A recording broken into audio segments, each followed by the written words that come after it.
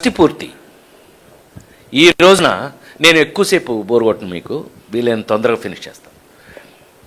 షష్టి పూర్తి అనే ఒక టైటిల్తో ఒక కథతో నా దగ్గరికి వచ్చినప్పుడు నాకు విపరీతమైన ఆశ్చర్యం కలిగించిన విషయం ఏంటంటే, అందరూ యాక్టర్లకి లేని ఏకైక అదృష్టం నా ఒక్కడికే ఉందా, ఇది అందరికీ ఉంటుందా ఏంటి అనంటే వయసుకి తగినట్టుగా వేషాలు. ఏమండి, ఇప్పుడు నేను నిజ జీవితంలో 60 ఏళ్ళు అయినప్పుడు మా పిల్లల నుంచి తప్పించుకున్నా.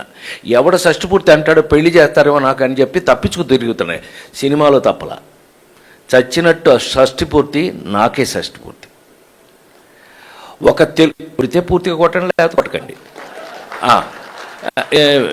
నాకు ఆ అదృష్టం నటుడిగా నాకు కలగడం అనేది నిజంగా అదృష్టంగా భావిస్తే, ఈ సినిమా మిగతా విషయాలన్నీ అందరూ చెప్పారు. ఇందులో ఉన్నటువంటి హైలైట్స్ ఏంటి అన్నీ బాగా చెప్పారు.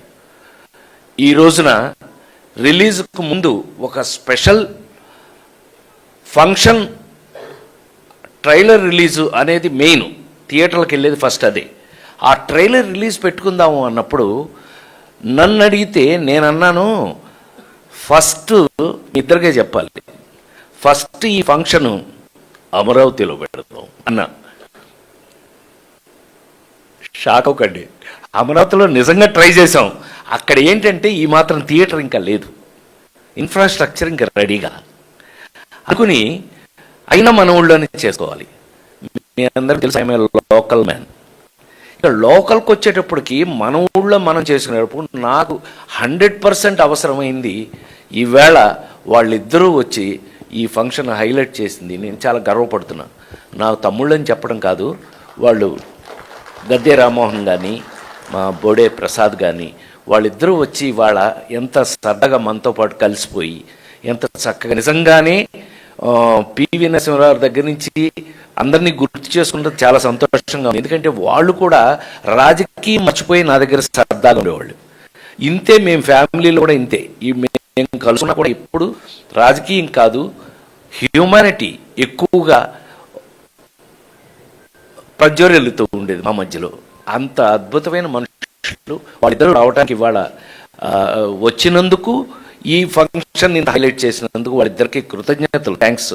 నేను చెప్పకూడదు, నాకంటే చిన్నాళ్ళు నా తమ్ముడు, అయినా కూడా థ్యాంక్స్ చెప్తూ, షష్టి పూర్తి ఎందుకు చూడాలి, షష్టి పూర్తి అనేది ఎందుకు సినిమా, మీ అందరి ముందు నటుడిగా నేను 48 సంవత్సరాల నుంచి సినిమాలో పనిచేస్తున్న నేను, తెలుగు సంస్కృతి సంప్రదాయాలకి మన యొక్క వాల్యూస్ని తెలియజేసే సినిమాలని అనేకం చేసే అదృష్టాన్ని భగవంతుడు నాకు ఇస్తే, ఇందాక మాట్లాడుకున్నట్టుగా ఏమండి పాట అంటే పెళ్లికి పాట ఉందండి, చావుకి పాట ఉందండి, మీకు షష్టి పూర్తికి లేదు అంటే తగ్గించేశారు.